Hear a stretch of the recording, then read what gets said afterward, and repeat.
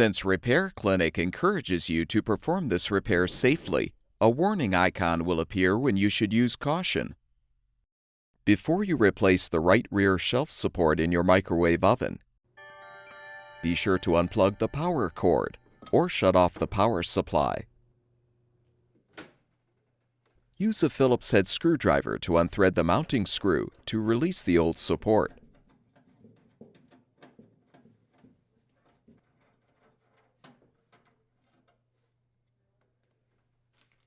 Install the new shelf support by aligning it on the cavity wall, then thread the screw to secure.